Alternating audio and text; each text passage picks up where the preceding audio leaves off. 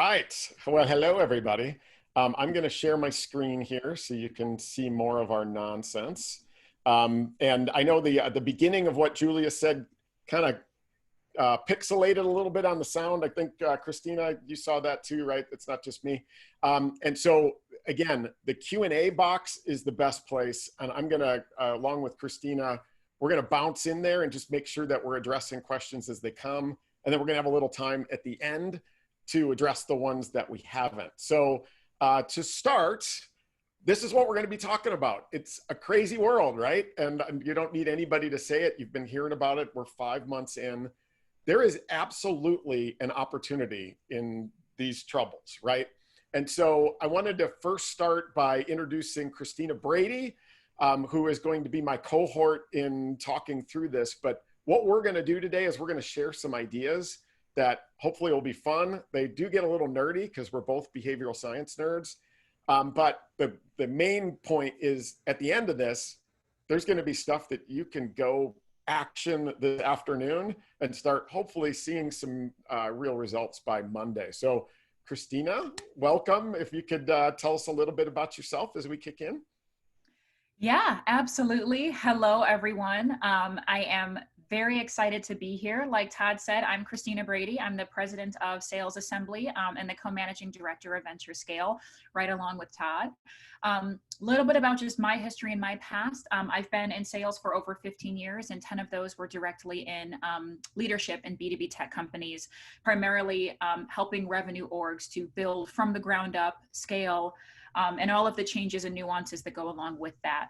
And I've done that at multiple tech companies, including Groupon and Glassdoor. And so prior to my time at Sales Assembly, that's what I was doing. And I joined the team here to do what I love, which is helping companies scale, coaching on building revenue orgs, leaning into behavioral science and how we coach and give feedback and do that for multiple companies versus just one. So when Todd says that we are both equally nerds on it, we could talk about the psychology of selling and professional psychology all day. So I'm honored to be here. Awesome. I'm Todd Cappone. If you don't know me, first of all, I wrote a book because I'm crazy, but it's called The Transparency Sale. And the reason I bring that up with you is I'm also, co-managing director of Venture Scale with Christina. And what Venture Scale is at its core is a early stage revenue focused accelerator program where essentially you come in, it's cohort driven, takes about 6 months, all virtual, 1.5 to 2 hour classes 3 times a month. With other individuals, companies like yours, and then you're surrounded by 100 mentors from the community, heads of sales from Sprout and Active Campaign and sales ops experts, marketing experts, client success, whatever it is.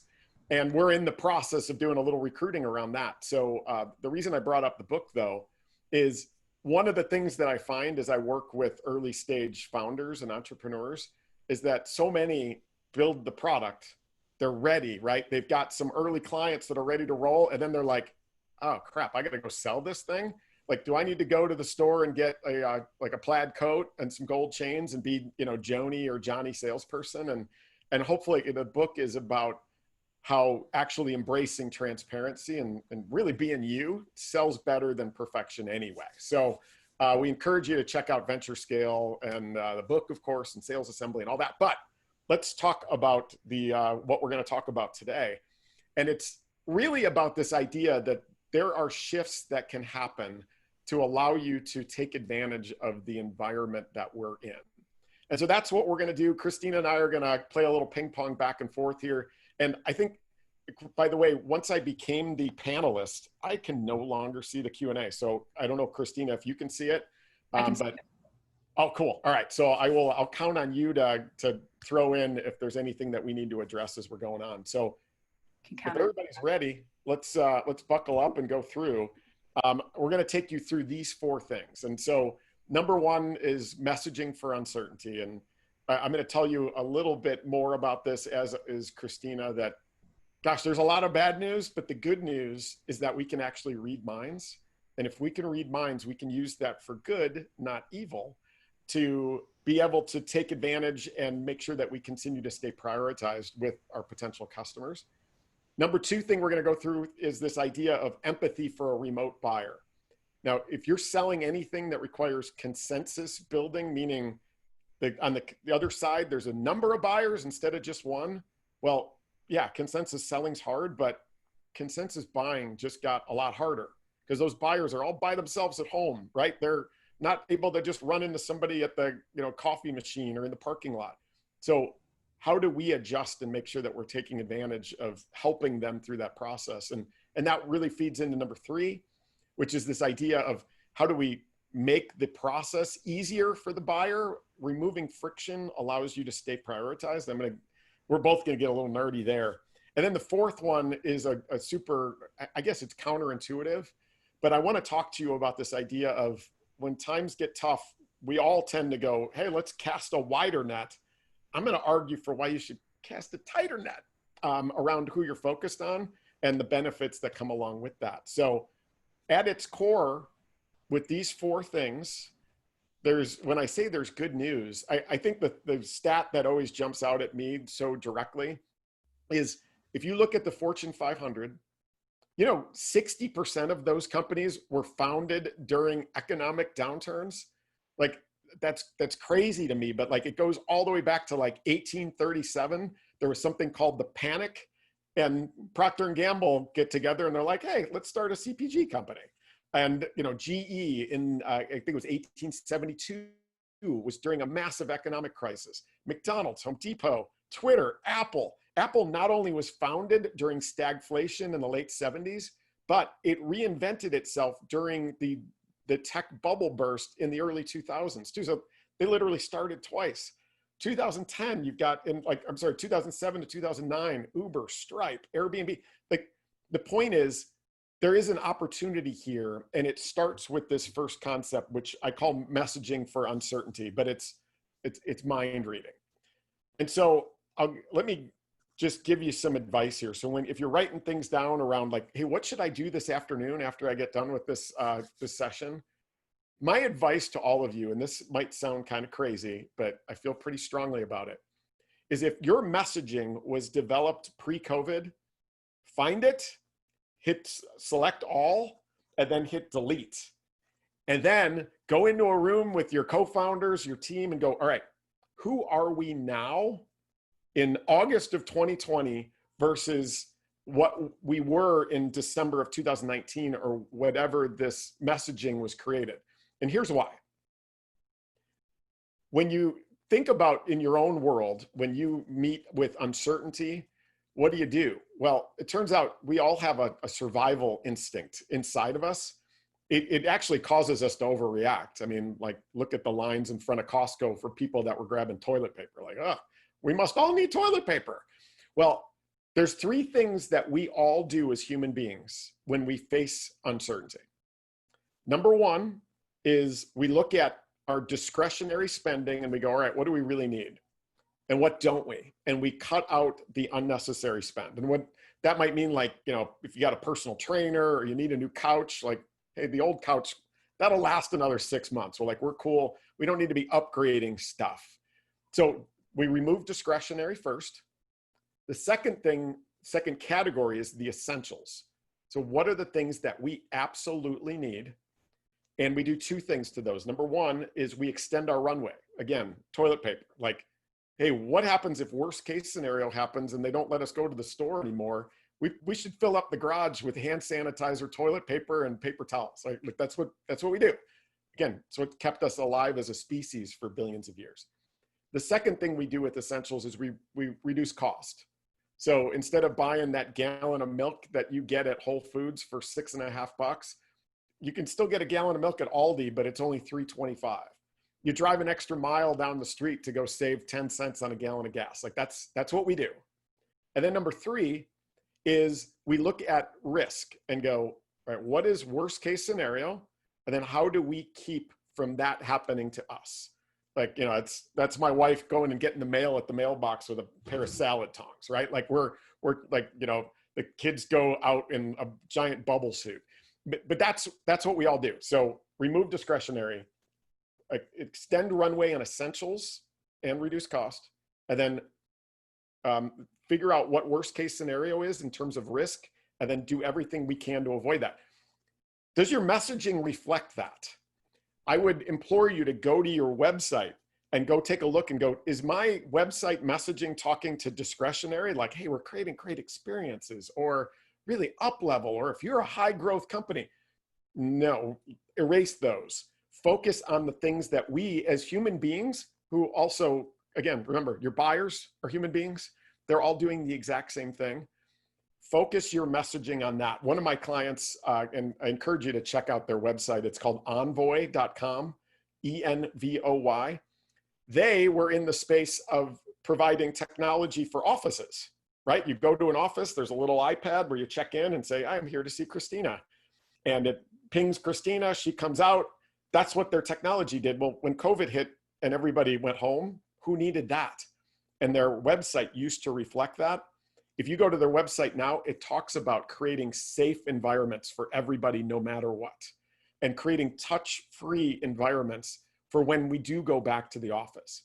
Take a look at your website and think about, why do buyers need what I have to sell more now than in December of 2019? Because I'm guessing the reasons are different, and make sure your messaging reflects that. And so with that, obviously, this since March has been like a bull ride. I think Christina refers to it as like kind of taking the punches. But Christina, I'd love to get your insight on this too. You know, how should everybody be thinking about this in terms of their messaging? Yeah, my mind naturally works in metaphors, and I find that the same things happen to all of us in different ways. And so we draw on that. And right now, I often think about the Rumble in the Jungle, the famous fight between Ali and Foreman. And with that fight, if you're not familiar with it, it's considered one of the greatest sporting events of all time, because you had someone who is an expert in agility and moving quickly and pivoting with Muhammad Ali. And then you had someone in George Foreman who was an expert in absorption. You could punch this guy as much as you want and he's not going to feel a thing. He can absorb it. And so when you're thinking about as a business, when it comes time to pivot or make a change, or when a punch is coming, you have two options. You can either lean into your agility and you can avoid the punch, or you can lean into your ability to absorb it and take the punch and say, we were well positioned to take a hit and we're fine. And if anything, I've been watching companies navigate through COVID. I've been watching companies who are launching their seed rounds and their A rounds and their Series B rounds, and just how they are handling it and trying to identify, are they leaning into agility? Or are they leaning into absorption? And when you're not in a fight and when you're not expecting a punch, that is the time to improve both of these things. And the Rumble in the Jungle wound up being one of the most famous sporting events of all time, because it truly was, which one is going to win out, agility or absorption? I'll let you look it up to see who won that fight, but it did go 8 rounds. And it was incredible because the two of them were really at their best. So when I think about as a company, how do I remain agile? It's, do I do what Envoy does, where can we make fundamental changes to the customer facing piece of our product that may be easy internal, but externally look like a large shift? So can I change as the tide changes? Can I be a duck and float on the waves when I need to and survive the storm? Versus you think about the idea of absorption, and that comes down to, what are my costs? What are my ROI? Where am I running lean? What does my plan look like? What is my tools and tech stack? Do I have too many, too few? Can you actually take a punch when it comes time? So as you're thinking of not only how you're going to navigate right now, because we're already in it, we're already in the water, we're already in the ring. So you have what you have and you can try to lean into one, but the next thing is always there. It's always going to come. And so the idea is, where did you get hit now? Did you get punched because you weren't agile enough? Did you get punched because you couldn't absorb it? And if so, how do you plan for the next one? Because if you're still standing, you made it and you can be stronger next time. So I'm always thinking when I'm coaching companies around, either I'm just building or we have this full fleshed out machine. Let's figure out where we build in, what happens when something goes wrong and what do we have to tweak? And then you pressure test it. You get someone in the room to say, let's say this happens, how are you going to pivot? Let's say this happens, how are you going to pivot? Be prepared for absolutely everything is the biggest lesson that I've learned around just the idea of uncertainty. Yeah, that's amazing. It's amazing to me how different March and April were from May and June, from July and August. And so, yeah, it's fantastic advice. Like, trying to predict which directions it can go and be ready for them. Those are the companies that win. So that's amazing. So I'm going to have you kind of kick off this or start this next one. But the second one is empathy for a remote buyer. And as I talked about at the beginning, that consensus selling was always hard, but consensus buying is even harder today. It is, and it's amazing. I've given this part of a talk a few times, and then last week I not only had it happen to me, but like I had the deal signed, but like I had the contract in front of me. I'm goofy. Like I'm used to being a chief revenue officer. So like we used to ring a bell in the office every time we won. Well, I've got a little concierge bell that I ring so that the kids are like, woohoo. So I literally rang the bell, and then I got a text from the client saying, hey, ignore that signed contract for right now. Don't send the invoice. And I'm like, what happened? Well, this individual, he's awesome. It's not his fault, but in this environment, the deal wasn't socialized right. And it's so much harder to do that. So I wanted to let's start with you on your thoughts around this whole idea of remote buying and things that we should be thinking about. Being a remote buyer is complicated in as many ways as it is being a remote seller. On the one hand, the remote buyer has the challenge of you have limited budget, and whatever you invest in better be good. And whether the leadership says that or not, they have to make very, very careful decisions with the little bit or no money that they have left, which means your buyers are having to choose what to cut and justify it to those human beings who are now going to have a hard time paying their bills, and then also decide, what do we purchase? And if this isn't the right call, it comes down on me. And they're making this decision while they're sitting in their offices alone, potentially with their kids or their spouses running around and also working. And the idea of that person, and you put yourself in their shoes, how would you want to speak to that person? What would you want them to hear? If they're going to take their precious time listening to you, do you want it to be the same message that you've already sent? Do you want an SDR blowing them up? The idea is we need to enable remote buyers to feel like they can be heroes in the decisions that they make. And I don't say that lightly, but the idea is if your product can truly help somebody improve right now and for the future, then you should be talking to them. If the answer to that is no or not right now, then you probably should not. So the first step is qualify the buyer for right now, build a relationship for people who need what you have right now, and then also build a relationship by telling people, you don't need this right now. You might need this later, but for right now, I would spend that budget that you have somewhere else because that's going to get you to the point where my product is really going to help you. So it's never releasing that relationship, but if I'm the buyer, I want to know that I bought something that is fundamentally going to help my company, my coworkers, my peers, my customers. If you can enable them to make that decision and make them the hero, you're going to have a champion for a long time. But the old tactics of blowing them up, can I just talk to you for 10 minutes? Can I get a demo on the books? Forget all of that. For right now, maybe it worked before.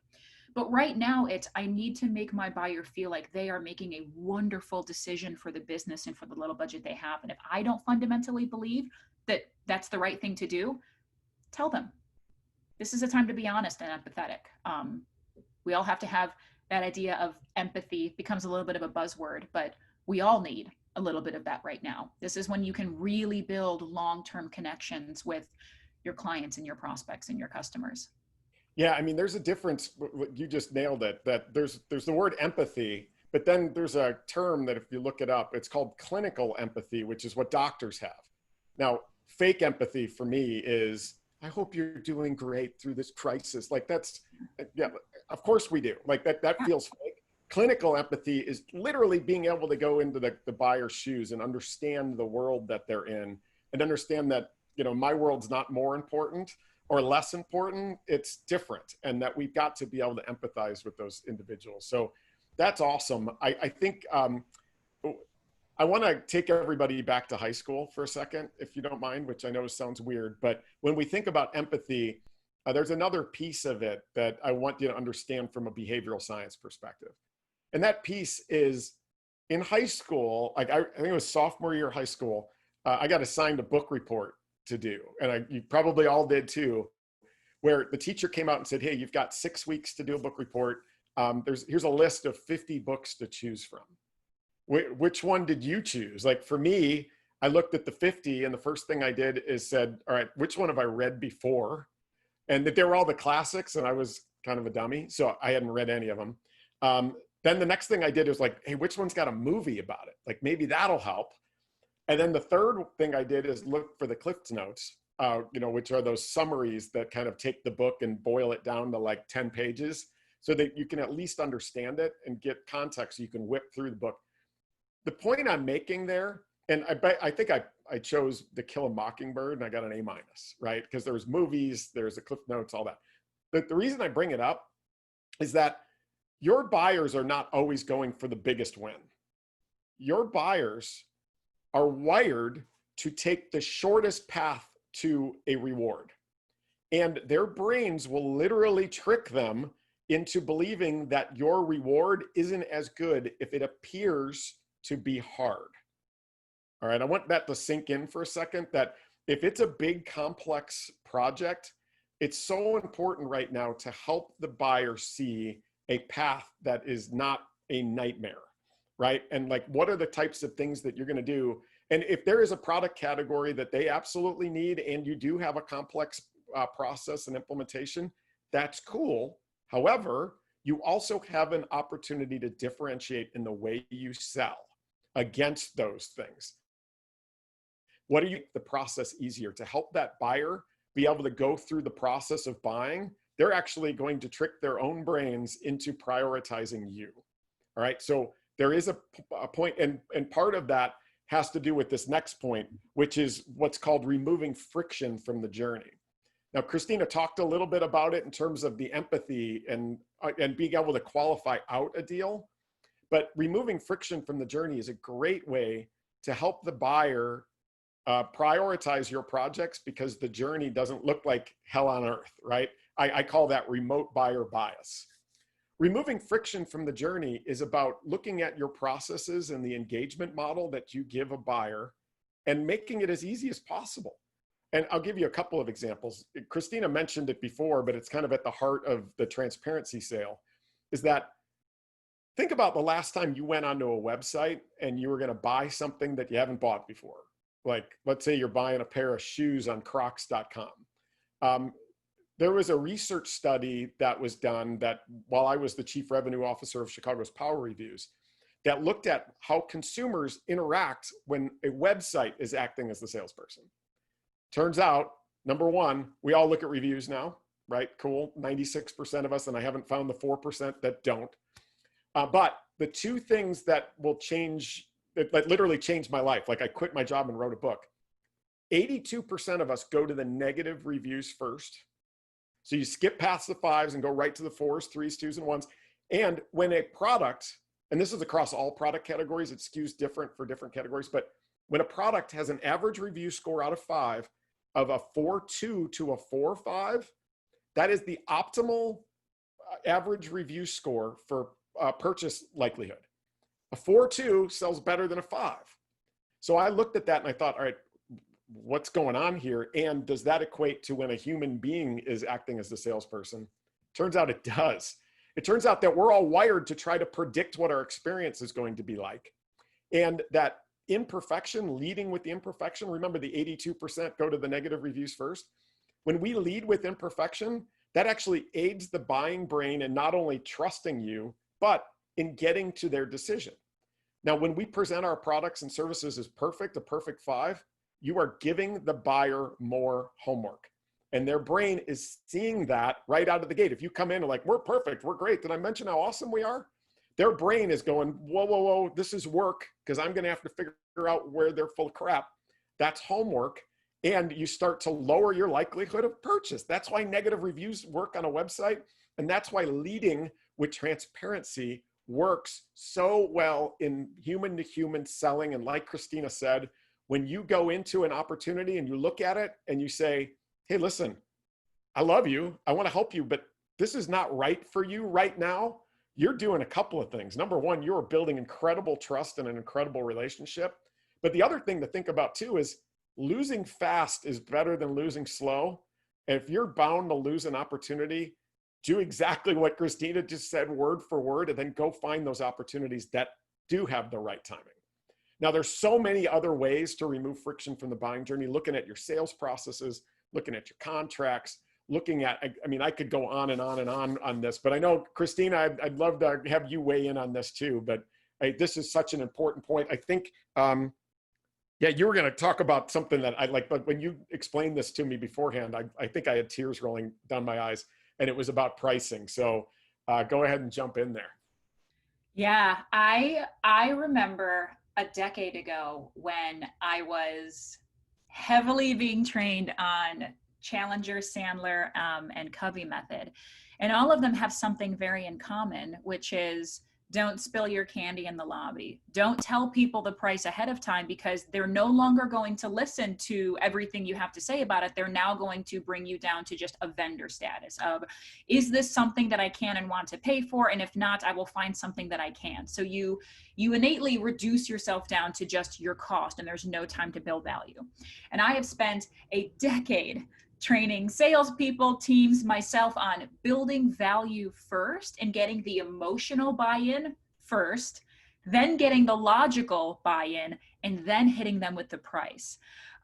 It taps into the same mentality as, you know, a logical buying decision is something that you need no matter what, but it's really not that sexy. Like, my sister's an insurance salesperson, and she's like, Christina, you need more life insurance. And I'm like, don't want to pay for that. And she's like, well, it's $30 a month and you should do it. And I'm like, don't want to pay for it. However, when I was renewing my car lease for an extra $100 a month, I got all these extra bells and whistles. And I said, you know, I feel really emotionally attached, and I'm going to convince myself why I need that. And it's 3-4 times the life insurance. So if you can find a way to fuse the emotional buyer with the logical buyer, now you have a sale that people feel good about now and feel good about later. Then COVID hits, and all of a sudden you have people who are in a completely different mindset than they potentially have ever been in their professional lives. And the idea of price has suddenly gone from being something that we talk about last because budgets are aplenty to price has suddenly become a very, very significant piece of the logical and the emotional buying decisions. When you're talking about removing friction from the journey, we are truly in a world right now where companies who prior had what felt like unlimited budgets really don't, and they're being very careful, and they're laying their people off. And there's nothing harder for a company to do than lay off 1,000 people in its workforce and then talk to you about buying something. That is a very, very difficult decision to back up. When you've let someone go and now you want to buy a new tool or product or service, you better be able to stand behind that. So if you go back to the core idea of, I need to make sure that my customers are emotionally and logically bought in and trusting this decision, price has now been brought from the end of the conversation to ideally the beginning of the conversation. Now, that doesn't mean that you have to say, here's exactly what it costs. Do you want to buy or not? But it could say, I imagine that right now your budgets are really, really tight. These are unprecedented times. That's just the truth of the matter. The solutions I'm going to talk to you about based on your need and what we decide together feels right could be anywhere from 10,000 to 50,000. We're somewhere in that range. Is there somewhere right now that you need me to make sure that we stay? And is this something that you could even pull the trigger on? And if the answer is yes, great, we'll keep talking and we'll try to keep you where you need to be. And even if that means we're just opening the door a little bit to what we offer, great. If the answer is no, if that's too much, let's not take up any more of your most precious asset, your time right now. Let's talk in 6 months when you might have more budget. In the meantime, I can help you decide what to do with the budget you do have. So the idea of price becomes a part of that emotional buying journey versus something that you bury in the end. So I've even had to retrain myself on this idea. Yeah, exactly. It's awesome. It's I refer to it as it's so often like the old ways that I were taught, like you mentioned, it was like a Texas Hold'em tournament or a hostage negotiation, right? Where like we're taught to look for tells, and you know, playing your cards face up is really a powerful way to remove friction, build trust, and to qualify out deals, just like you said with that price range. That hey, if they're way too like if they're expecting something way below that, is that really where you want to be spending your time anyway? Like, hey, qualify it out. That's fantastic. Last but not least, and this is a counterintuitive one, but and I love what Christina's going to talk about here too. But when we hit times of uncertainty in our businesses, it's a tendency to widen our nets, right? Like, hey, let's just go after anybody that's got $1, right? Like, just start asking everybody. I want to start, I'm going to go a little nerdy again with this idea that as it turns out, confidence, it smells and it's contagious. And what does that mean? Well, when we are talking to somebody and they're confident, it turns out that we can smell it, but we sense it, and it lights up that part of our brain, which makes us more confident as a result. Just think about the last time you talked to somebody who was super confident. It kind of made you more confident because, like, hey, this person must know what they're talking about. The same thing happens with fear. If you're unsure, if you're uncertain, individuals can smell that. And it's not like the old axiom that, like, when bears smell fear, they attack. No, that's not quite true. But as human beings, we can smell fear, and it lights up our fear center too, and it makes us more uncertain. Now, why do I say that as it results to this, as it relates to this concept? I am a firm believer that when times get tough, you take your focus in terms of firmographics, which means the company sizes, the verticals, and the regions, the geos, and hone that in really, really tight for periods of time. Might be a couple weeks, might be 3 weeks, and then slowly go out. And what that does is a couple of things. First of all, you end up learning an awful lot about that industry, that space, that geo, that company size. And when you communicate, you come across so much more confident, and you become experts at how you address those issues. The first time you sell one of those customers, you've got ideas, you've got contacts, you've got peers they can talk to. The feed that comes off of firmographic focus it's amazing how that works. When I was the VP of sales for a company back during the Great Recession, I was running sales ops, and they're like, Todd, you be VP of sales, you're cheaper. I'm like, all right. But the first thing that I did was, and I was like ride with me here, board. I want to do extreme firmographic focus. I think that our value proposition right now is perfect for the aerospace industry. I'm telling all of my reps, and I didn't have many at that time because we had to lay a bunch off. I said, for the next 2 weeks, I want you on aerospace only. Like, we're going to learn everything. We're going to get in a room. We're going to bring in an aerospace expert. Guess what? 3.5 months later, we closed a $7 million deal with Boeing. We were only a $3 million company, and we did a $7 million. And then we got Gulfstream. Then we got Cessna. And then we started to go slowly out. I had a rep in Houston, and I was like, hey, a lot of this applies to oil and gas. Go call Schlumberger and Halliburton. And then I had a rep in Chicago, and I was like, gosh, this is perfect for Caterpillar and Deere. Like, get out to Moline and Peoria, start talking to them. We grew 400% year over year during the Great Recession and sold the business to SAP at a really nice multiple.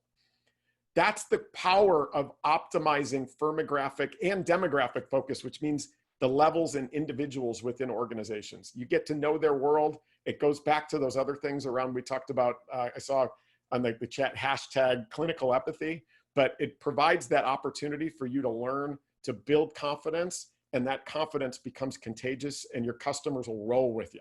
So that's my last one. Christina, what are your thoughts on this one? I have a lot of thoughts on this. I think about this from the perspective of the frontline seller and what they're most likely going to do right now. I'm going to answer that also in a minute, because we have a question in the Q&A that I think is a good one to read out loud. This question is on the topic of smelling confidence and fear. How does that translate on a Zoom call? Should I always have my video running, even when my prospect does not? Throw that at you, Todd.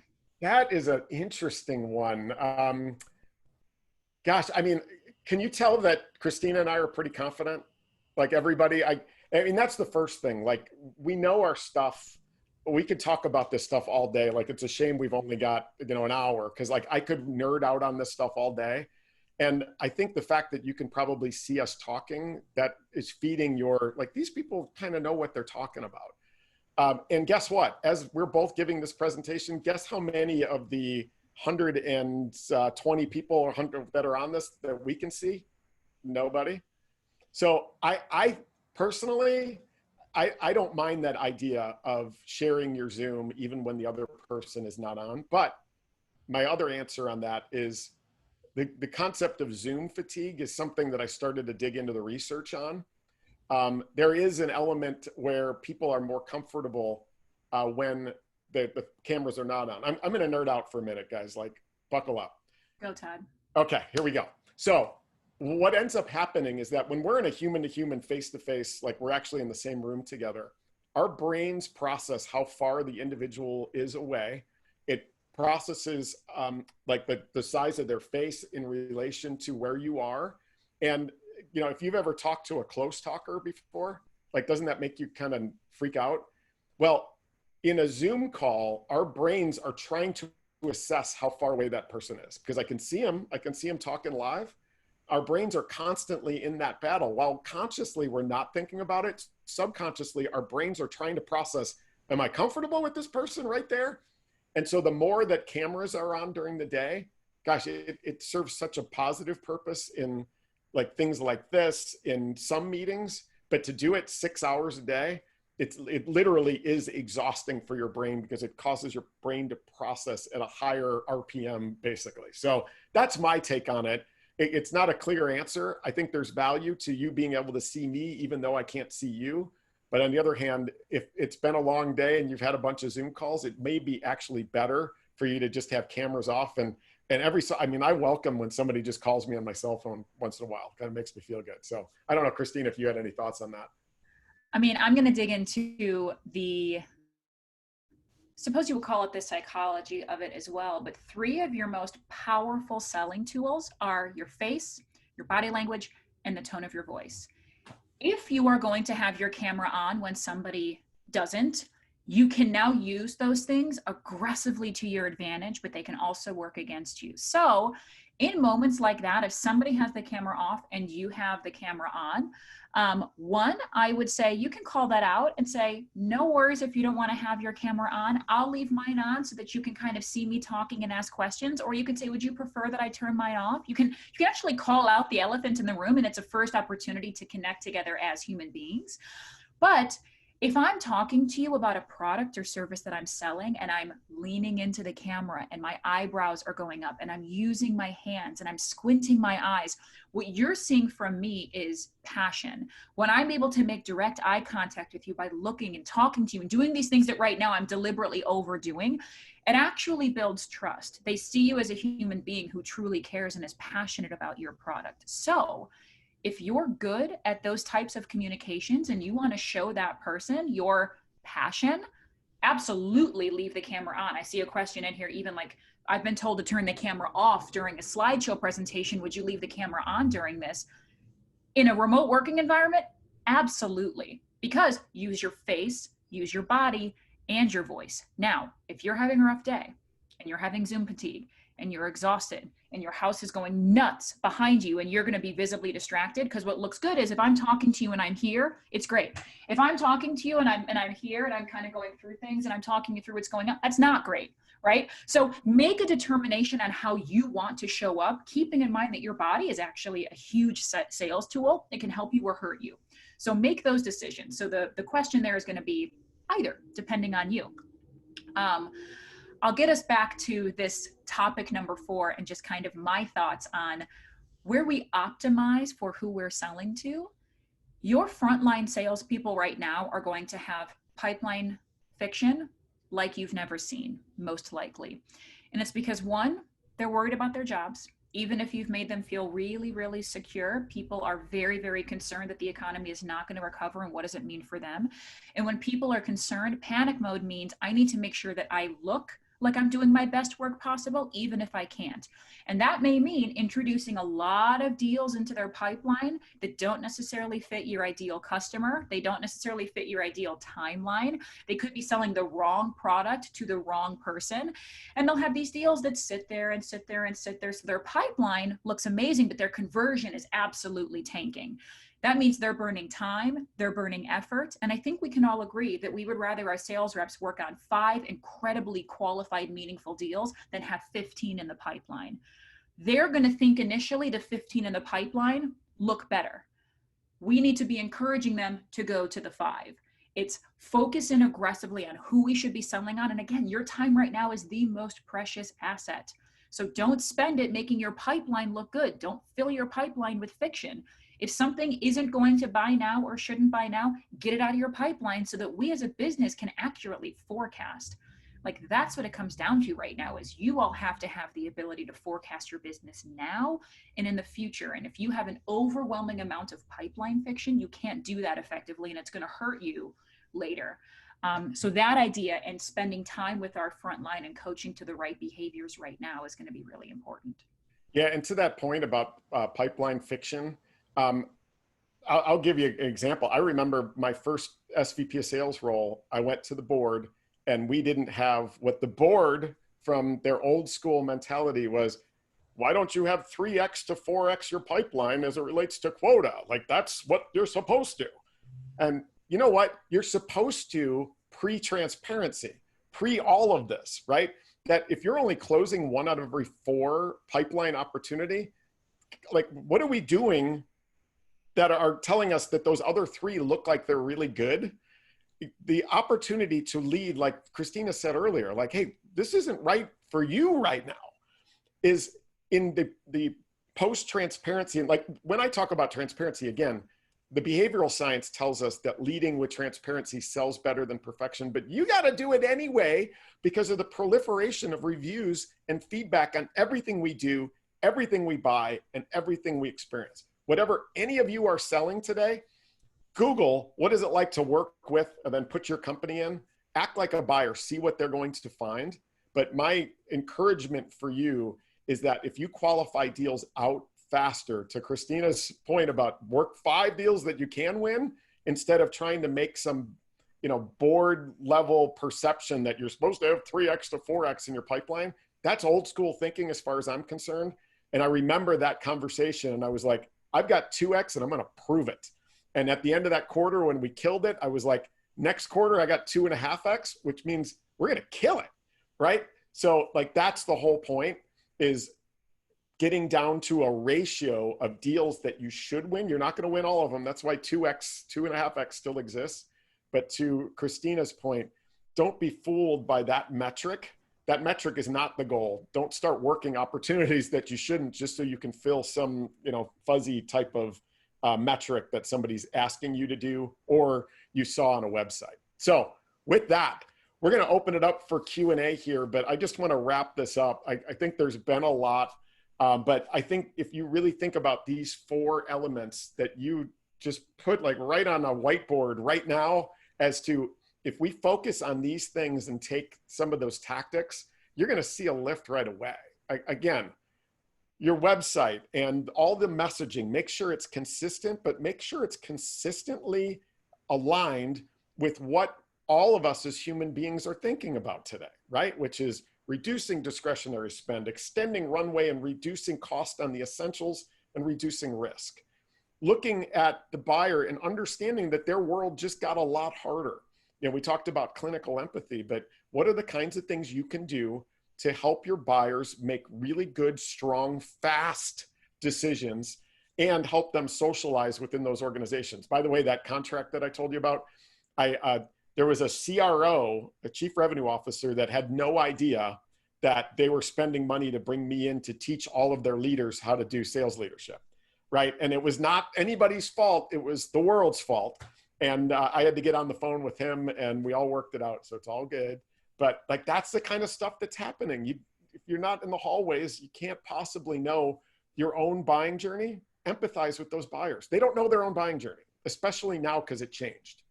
The third one, removing friction from the journey. Again, remember that concept of remote buyer bias. We talked about like in high school, and hiding, like Christina talked about, like hiding your pricing till the end. Like, no, you got to earn that. Like, that's friction in the buying journey. And the brain of the buyer will literally deprioritize projects if they seem hard. So enable the buyer through the whole process, through the removal of anything that makes it hard on them. It's not about you, it's about them. And then fourth, we talked about this idea of optimizing firmographic and demographic focus and how that builds confidence, how that confidence is contagious, but even more important, focusing your pipeline on the opportunities that you absolutely can and should win and getting rid of that pipeline fiction from your environment. So with that, we've got a few minutes and we can take some questions. I'm going to stop the share so that I can actually see the Q&A thing now, which is fantastic. All right. So anything we want to? Yeah. So we have a couple. I'm going to go in the order that they came in. The first one that we have is for those of us who don't have a sales background or previous founder sales experience, how should we adapt these ideas? How to best simplify the process for a newbie in a manageable way? The first thing that I'll say on this, a lot of what we do at Sales Assembly and at Venture Scale is focus in on these ideas of where the heck do I start with all of this? Like, I'm not somebody that has a decade of selling experience. I don't know how to get into the psychological mind of the buyer. How do I do this? The best place to start is to sell the way that you buy. You can analyze yourself. What would make you curious about buying? What types of media do you like to see? How do you like to be approached? Think about every single time somebody has tried to sell you something and what made you lean in and what made you lean out. And you start there. Now, not everybody may buy the way that you buy, but that's where you start because you start to learn how to analyze buying behaviors, triggers. You start to understand when a no really means no or when a no could potentially mean yes by analyzing when it's been like that for you. And once you fully understand that and you start to formalize a process based on how you buy, then you start to be able to understand how to do that for someone who is not like you. And so an easy, like high level way that we can answer here to start is sell the way that you buy. Todd, I don't know if you have other thoughts. No, that's perfect, right? It's 2020. You know, the selling styles of the 1980s and 1990s where the salesperson was the information source are over. Now, your job as a sales professional, as a CEO that has no sales profession or no sales experience, your role is to be the Sherpa through the buying journey. That's it. Okay. And what I mean by that is you're helping to guide them to the best possible connection to your product. We don't, like, we're wired to resist being sold to. It's part of the reason why pretending your products are perfect doesn't work as well as highlighting the negatives and the cons, right? So just be a human being, like exactly like Christina said, you know, sell the way that you buy. But remember, just keep that mindset that my job isn't to influence and sale and like, you know, here, sign, right? Our job is to be a Sherpa to help customers make the best decisions for their business, for their personal in this time. So yeah, that's right on. That the idea of the Sherpa, like I have to hit on it again. I was having a conversation yesterday with a CEO and I just very high level said, okay, to kick it off, like, tell me what you do. And he started to talk and he stopped. He's like, I'm so bad at selling this. And I was like, then don't. I was like, don't sell it to me. I was like, that's a horrible intention. Like, talk to me about it. Share with me why you're passionate about this industry. Share why you think this would help somebody like me. Why did you start this business? Like, all of those things coming directly from you as a founder or a CEO are way more powerful than that. I'm super passionate about my business, but oh crap, I'm so bad at selling it. Stop focusing on selling it, and you have the unique ability to talk to people about it, and your sales process will be derived from that. Yes, that's awesome. That's awesome. I can't wait. Let me ask this next one from Walter. No. Thoughts on the top 2 demand generation channels you are seeing working? I'm going to talk about just one recent piece of research that I found, and then I'd love for you to answer like the 2 if you'd like. I'm just going to nerd out for a second. Last week, I was on LinkedIn. I saw an article on LinkedIn that talked about how customer experience is the new battleground for the 20s, right? That if you're not creating not just great, but legendary experiences, that's the only way to win, right? And I was like, that's an interesting perspective. And then I've got this weekend, it's my stepdaughter's 16th birthday and we're throwing a sweet 16 party. And So right after I read the article, I went to Costco because like I got to load up. I walk into Costco and like the first thing you see on the left is like, if you want a toothbrush, hey, Costco, can I buy a toothbrush? No, you can buy 10, right? And I'm like, okay. And like, you know, you go, you load up your cart, they scroll it down the conveyor and then they just throw it in your cart. And like, so they don't bag it or anything. And it used to be that you had to bag it yourself. And then the coup de grace at the end, you walk out and there's somebody there that's checking your receipt, looking at your cart to make sure you didn't steal anything, right? I'm like, gosh, that's not a very legendary experience, is it?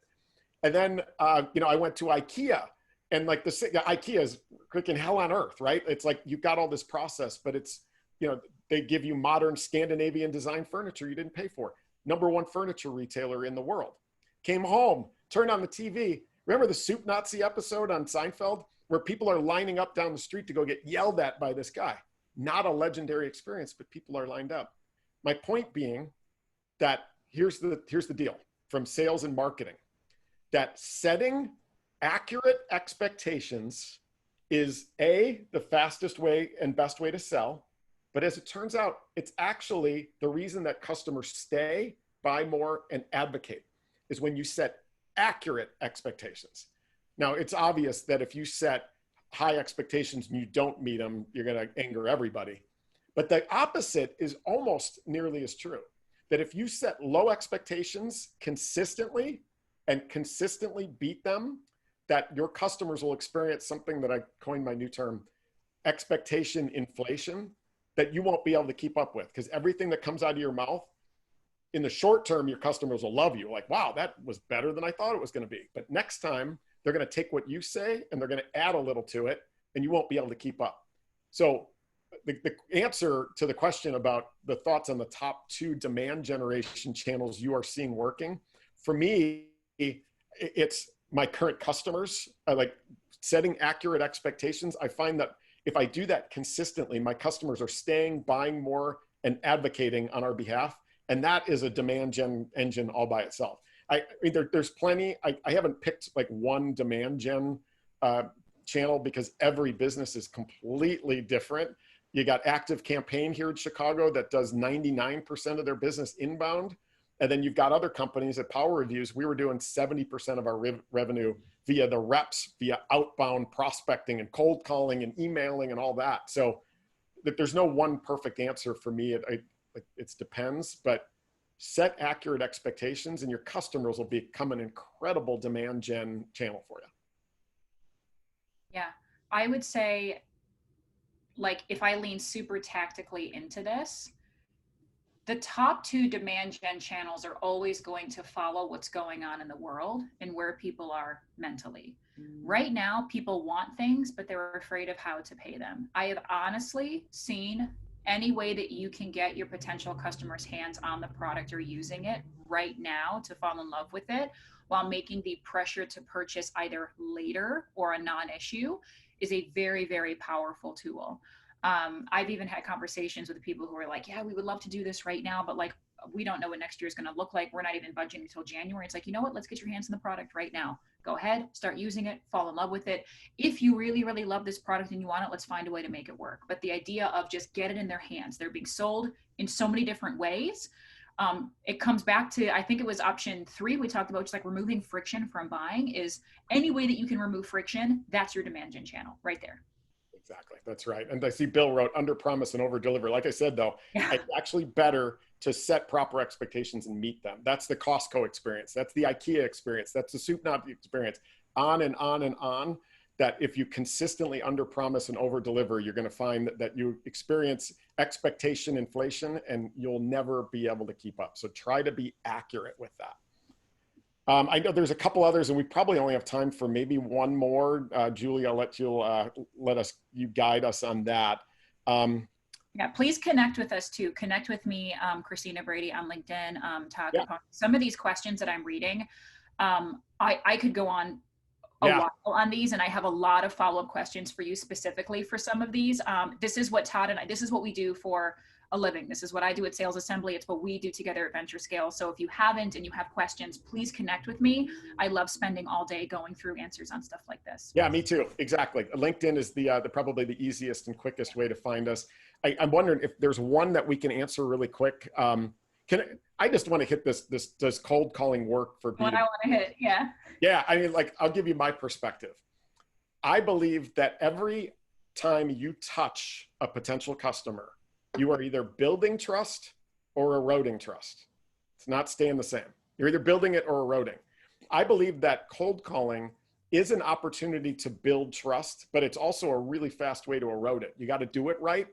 For me as a CRO, I had 30 to 35 meetings per week, and I could not dictate my day via interruptions. So the number of cold calls that I actually picked up was 0. So I never picked up a cold call. However, people left voicemails, and I would get those voicemails would get transcribed to words and then emailed to me. I got so few voicemails that I ended up reading every one. And here's the thing: stop making your calls about you. If you can be personalized and deliver value, make me smarter about my own business, understand my priorities, which as a CRO or my team, my customers, and my prospects, give.